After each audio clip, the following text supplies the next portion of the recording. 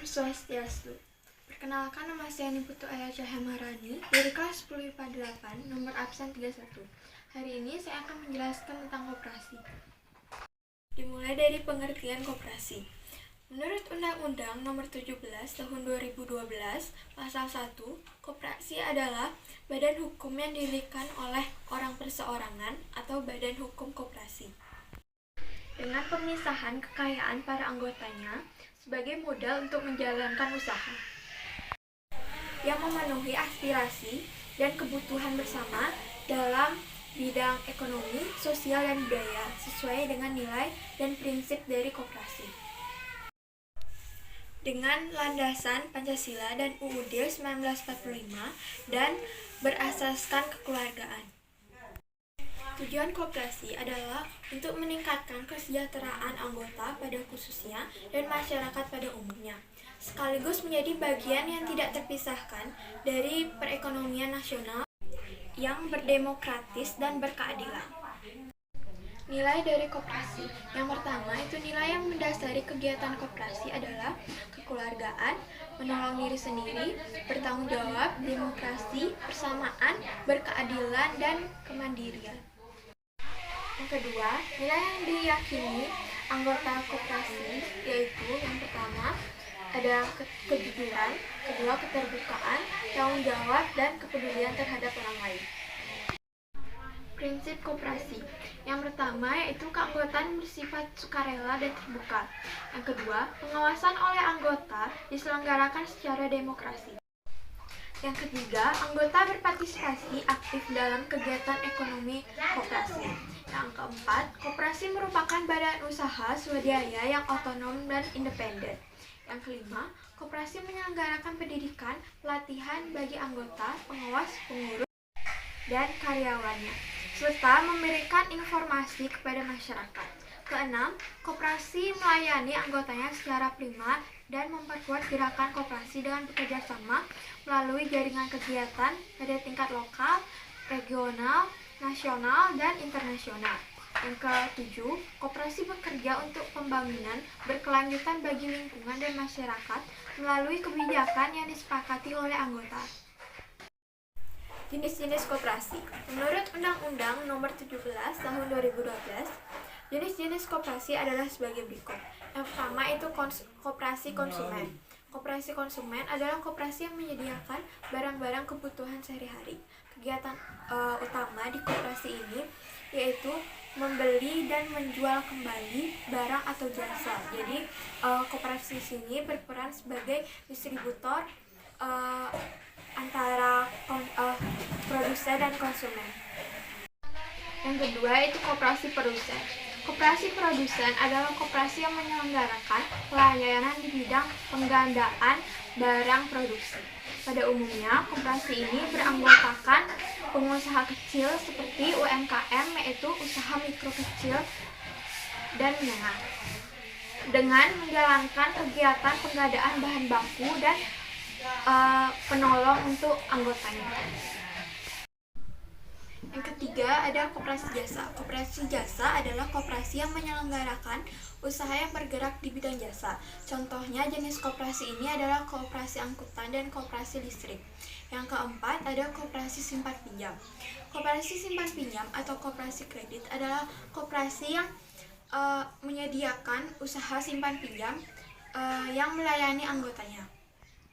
Usaha koperasi dengan simpan pinjam bertujuan untuk menolong anggotanya sehingga memberikan pinjaman dengan bunga yang ringan. Uang yang dipinjamkan diharapkan digunakan guna usaha produktif dan kesejahteraan anggotanya. Peran koperasi. Koperasi memiliki peran yang sangat besar dalam perekonomian yang berdasarkan atas asas kekeluargaan dan demokrasi ekonomi yang mengutamakan kemakmuran masyarakat, bukan kemakmuran dari orang seorangan. Organisasi koperasi. Struktur internal dan eksternal koperasi. Organisasi koperasi akan dijelaskan pada gambar.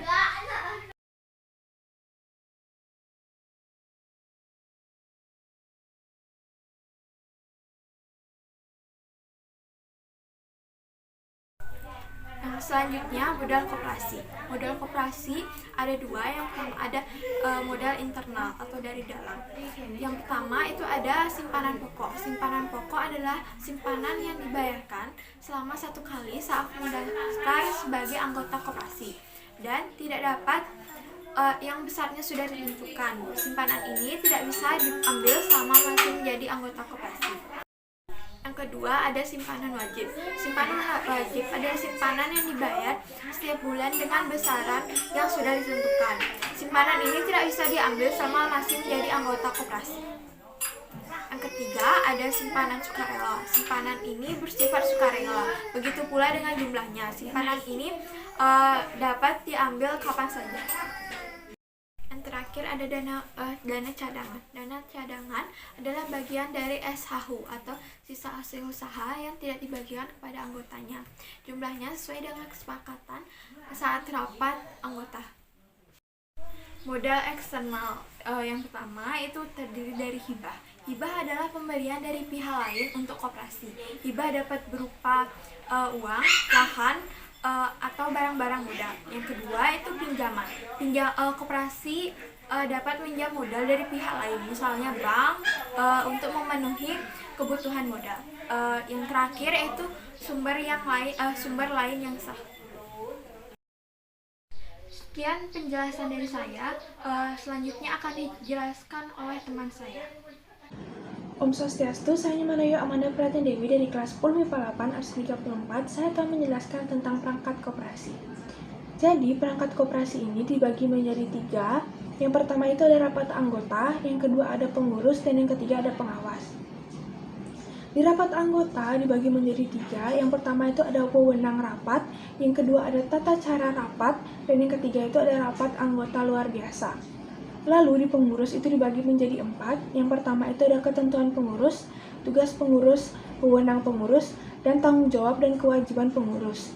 Di pengawas itu dibagi menjadi 2. Yang pertama itu ada syarat pengawas dan tugas pengawas. Selanjutnya ada prosedur pendirian koperasi. Nah, prosedur pendirian koperasi ini dimulai dengan rapat pendirian atau rapat pembentukan koperasi. Nah, untuk koperasi primer itu didirikan paling sedikit 20 orang anggota. Sedangkan untuk koperasi sekunder itu didirikan paling sedikit 3 koperasi primer. Faktor yang mempengaruhi koperasi. Ada 4 faktor. Itu yang pertama itu ada kesadaran koperasi, yang kedua itu ada pengetahuan dan keterampilan pengurus, yang ketiga itu ada modal, dan ada juga peran pemerintah. Lalu ada juga usaha pengembangan koperasi. Yang pertama itu ada memberikan penyuluhan tentang koperasi, yang kedua itu meningkatkan pengetahuan dan keterampilan pengurus, dan yang ketiga itu meningkatkan permodalan koperasi. Selanjutnya ada peran pemerintah. Peran pemerintah dalam pendirian koperasi itu ada 3. Yang pertama itu membina dan mengembangkan koperasi secara terpadu melalui kerjasama instansi. Yang kedua itu ada memberikan kesempatan kepada koperasi untuk berperan lebih besar dalam pembangunan ekonomi. Yang ketiga itu ada membentuk koperasi-koperasi pemerintah sebagai patokan untuk koperasi-koperasi yang lainnya. Selanjutnya ada pengertian SHU. Menurut pasal 45 ayat 1 Undang-Undang Nomor 25 Tahun 1992 adalah sebagai berikut. Sisa hasil usaha koperasi merupakan pendapatan koperasi yang diperoleh dalam 1 tahun buku dikurangi biaya. SHU setelah dikurangi dana cadangannya dibagikan kepada anggota sebanding dengan jasa yang dilakukan oleh masing-masing anggota tersebut. Selanjutnya, besarnya pemupukan modal dana cadangan ditetapkan dalam rapat anggota.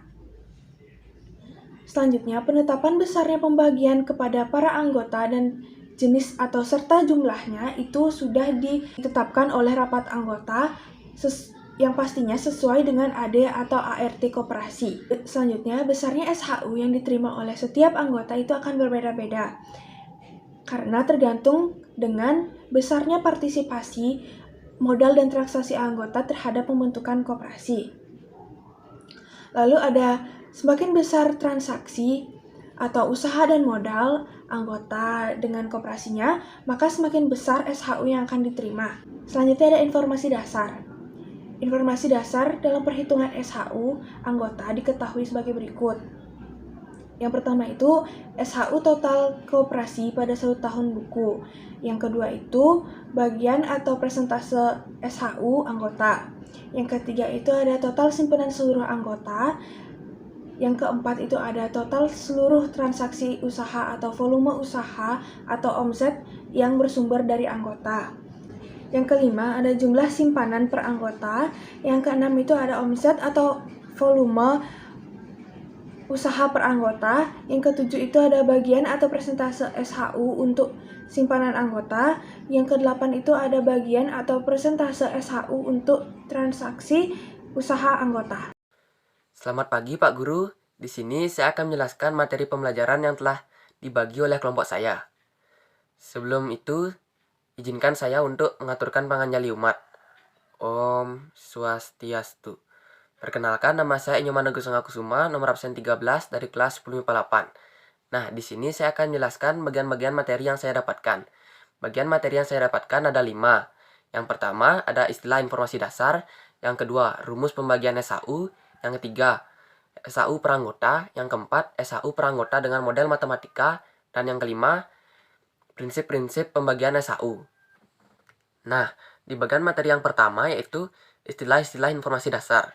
Di dalam istilah-istilah informasi dasar ini dibagi menjadi 6 bagian. Yang pertama SHU total, yang kedua transaksi anggota, yang ketiga partisipasi modal, yang keempat omset atau volume usaha, yang kelima bagian persentase SHU untuk simpanan anggota, dan yang keenam yaitu bagian persentase SHU untuk transaksi usaha anggota.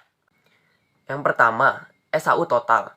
SHU total adalah SHU yang terdapat pada neraca atau laporan laba rugi koperasi setelah pajak. Yang kedua, transaksi anggota.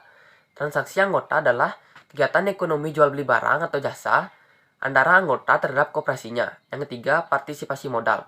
Partisipasi modal adalah kontribusi anggota dalam memberikan modal koperasi dapat berupa simpanan pokok, simpanan wajib, dan simpanan usaha. Yang keempat, omset atau volume usaha. Omset atau volume usaha adalah total nilai penjualan atau penerimaan barang atau jasa pada suatu periode waktu atau tahun buku yang bersangkutan. Yang kelima adalah bagian persentase SHU untuk simpanan anggota. Bagian persentase SHU untuk simpanan anggota adalah SHU yang diambil dari bagian anggota yang digunakan untuk jasa modal anggota. Yang keenam adalah bagian persentase SHU untuk jasa transaksi anggota. Adalah SHU yang diambil dari bagian anggota yang digunakan untuk jasa transaksi anggota. Dan bagian materi yang kedua, yaitu rumus pembagian SHU. Menurut UU nomor 25 tahun 1992 pasal 5 ayat 1 mengatakan bahwa pembagian SHU pada anggota dilakukan tidak semata-mata berdasarkan modal yang dimiliki seseorang dalam koperasi, tetapi juga pertimbangan jasa usaha anggota terhadap koperasi. Dan di dalam AD atau ADRT koperasi ditentukan pembagian SHU, yaitu 40% cadangan koperasi, 40% jasa anggota, 5% dana pengurus, 5% dana karyawan, dan 5% pembangunan lingkungan. Dan tidak semua komponen di atas harus diadopsi dalam membagi SHU-nya. Hal ini bergantung kepada keputusan anggota dalam rapat anggota.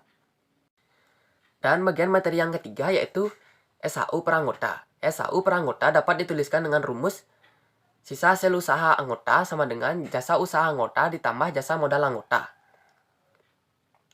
Dan bagian materi yang keempat yaitu SHU per anggota dengan model matematika. SHU per anggota dengan model matematika dapat dituliskan dengan rumus sisa hasil usaha per anggota sama dengan volume usaha anggota dikali jasa usaha anggota ditambah jumlah simpanan anggota dikali jasa modal anggota. Dan bagian materi yang kelima yaitu prinsip-prinsip pembagian SHU. Dalam koperasi, anggota memiliki dua fungsi. Yang pertama sebagai pemilik atau owner, yang kedua sebagai pelanggan atau customer. Dan fungsi yang pertama yaitu sebagai pemilik. Anggota berhak melakukan investasi dengan demikian sebagai investor, dan anggota berhak menerima hasil dari investasi tersebut. Dan fungsi kedua sebagai pelanggan atau customer, yaitu anggota berhak berpartisipasi dalam setiap kegiatan koperasinya. Seiring dengan prinsip koperasi tersebut, maka anggota berhak menerima keuntungan yang diperoleh dari koperasinya. Adapun prinsip-prinsip sisa hasil usaha yaitu yang pertama, SHU yang dibagi adalah bersumber dari anggota. Yang kedua, SHU adalah jasa dari modal dan transaksi usaha yang dilakukan oleh anggota koperasi. Dan yang ketiga, pembagian sisa hasil usaha anggota dilakukan dengan transparan. Dan yang keempat, sisa hasil usaha anggota dapat dibayar dengan tunai. Sekian presentasi materi pembelajaran dari saya akhiri dengan Parama Santi. Om Santi Santi Santi Om. Om Swastiastu. Nama saya Niwan Yunistianingsih, kelas 10 MIPA 8, absen 33. Saya akan menjelaskan tentang pengertian, landasan, ciri-ciri, fungsi dan tujuan, serta bidang usaha koperasi sekolah. Yang pertama, pengertian koperasi sekolah. Koperasi sekolah atau koperasi siswa adalah koperasi yang anggotanya terdiri atas siswa-siswa baik SD, SMP, SMA maupun sederajat. Yang kedua, landasan koperasi sekolah. Seperti koperasi pada umumnya, koperasi sekolah memiliki landasan hukum yang meliputi landasan ideal, landasan konstitusional, dan landasan operasional. Landasan ideal dan konstitusional koperasi sekolah adalah Pancasila dan Undang-Undang Dasar 1945. Adapun landasan operasional koperasi sekolah yang diatur dalam keputusan bersama Menteri Tenaga Kerja, Transmigrasi, dan Koperasi, serta Menteri Pendidikan dan Kebudayaan nomor 638 SKPTS Men 1994 mengenai pembinaan dan pengembangan koperasi sekolah. Yang ketiga, ciri-ciri koperasi sekolah. Ciri-ciri koperasi sekolah diantaranya: 1. Koperasi sekolah didirikan dalam rangka kegiatan belajar mengajar para siswa di sekolah. Yang kedua, anggotanya adalah kalangan siswa atau murid sekolah yang bersangkutan. Yang ketiga, bentuk koperasi sekolah tidak berbadan hukum karena pendiriannya berkaitan dengan kegiatan belajar mengajar di sekolah. Yang keempat, berfungsi sebagai laboratorium atau media praktik pengajaran koperasi sekolah. Yang keempat, fungsi dan tujuan koperasi sekolah. Koperasi sekolah berfungsi sebagai wadah untuk mendidik bagi tumbuhnya kesadaran berkoperasi di kalangan siswa. Tujuan koperasi sekolah meliputi: yang pertama, mendidik, menanamkan, dan memelihara suatu kesadaran hidup bergotong royong serta jiwa demokratis di antara para siswa. Yang kedua, memupuk dan mendorong tumbuhnya kesadaran serta semangat berkoperasi di kalangan siswa. Yang ketiga, mendidik dan menanamkan jiwa kewirausahaan atau entrepreneurship di kalangan siswa. Yang keempat, meningkatkan pengetahuan dan keterampilan berkoperasi untuk bekal siswa terjun di masyarakat. Yang kelima, menunjang program pemerintah di sektor perkoperasian melalui program pendidikan sekolah. Yang keenam, membantu dan melayani pemenuhan kebutuhan ekonomi para siswa melalui koperasi sekolah. Yang kelima, bidang usaha koperasi sekolah. Bidang usaha atau unit koperasi sekolah harus bersangkutan pada kepentingan siswa di sekolah yang bersangkutan. Bidang usaha yang biasa terdapat dalam koperasi sekolah antara lain: 1. Unit usaha simpan pinjam. Unit usaha simpan pinjam diselenggarakan koperasi sekolah dengan tujuan membantu dan mengatasi masalah keuangan serta mendidik siswa untuk belajar hidup hemat. Yang kedua, unit usaha toko. Bidang usaha toko menjual keperluan siswa. Pengelolaan koperasi sekolah biasanya dilakukan secara bergiliran sesuai jadwal piket sekolah. Yang ketiga, unit kafeteria atau kantin sekolah. Usaha kafeteria biasanya dilakukan sendiri oleh anggota koperasi, para guru, dengan kerjasama dengan para pedagang makanan dan minuman ringan. Yang keempat, unit usaha pelayanan atau jasa. Unit usaha koperasi juga menyediakan pelayanan atau jasa-jasa. Pelayanan tersebut antara lain dalam bentuk jasa fotokopi, wartel, dan kursus-kursus. Sekian presentasi dari saya. Saya ucapkan terima kasih. Om Santi Santi Santi Om. Om Swastiastu. Perkenalkan, nama saya Niwayan Intan Sujayani. Saya absen 32 dari kelas 10 MIPA 8. Pada kesempatan kali ini, saya akan melanjutkan penjelasan dari teman saya sebelumnya mengenai koperasi sekolah.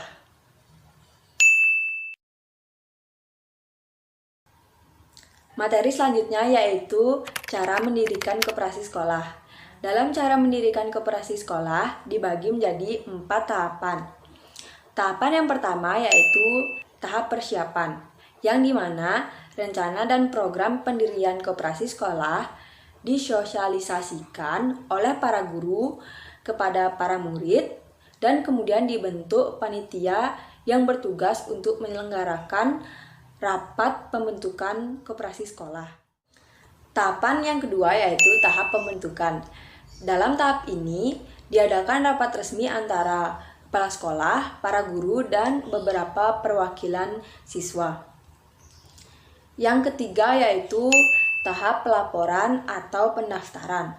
Dalam tahapan ini, pengurus terpilih harus segera melaporkan atau mendaftarkan koperasi sekolah ke kantor koperasi setempat.